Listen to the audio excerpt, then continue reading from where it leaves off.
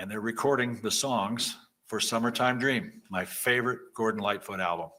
And in between takes, and they're, adjusting microphones and working on this and working on that.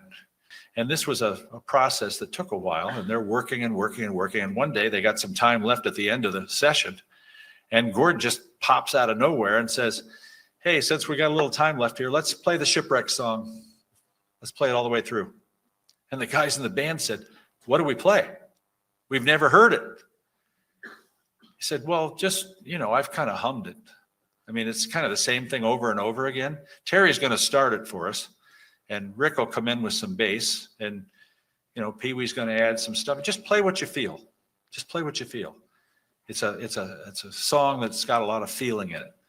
Well, okay, let's go. They started to play it.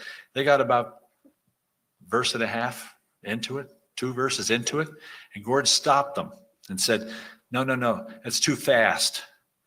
It's got to have soul. It's got to have more meaning. You've got to feel it more. Slow it down and play what you feel. Jump in and play what you feel. Okay, let's go. He counted it down. 1, 2, 3, 4, 5, 6. And they started the song and they got going. And just before they started, Barry Keane, the drummer, brought up a topic. And he said, Gord, am I in this? Do we have drums in this song? And Gord said, yeah, I'll nod to you when to come in. Like nothing about hit the hi-hat or the cymbal or play the snare drum first or the tom. Just I'll nod to you when to come in. Very little direction. They got to the second verse. After that, Gordon nodded at Barry, and he came in on the drums, and they played all the way through it, and they got it done. They played through the song. And Terry told me that he said, sheesh, that gave me the chills down my spine.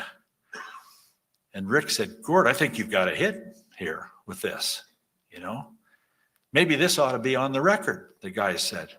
Well, the producer knew they had 10 songs all picked out, and they were working on those. Well, why don't we just tell the record company to listen to it and see what they think? I mean, this album was going to come out a year after the ship went down, On the other side of the glass, the engineer in the recording session said, you guys want to hear it back again? He said, you mean you recorded it? Well, you've been fooling around with it for 2 weeks. I figured if you were going to play it all the way through, I'd roll tape. So he had it on tape. They listened to it. And they said, wow. They played it for the record company. The record company said, all right, get it ready to put on the album like you're doing the other songs, and we'll think about it. They worked on that song for 2 weeks, playing it over and over and over again, and they never could get it to sound the way that it sounded that first time they played it. And that's what you heard on the radio, the first time they had ever played the song.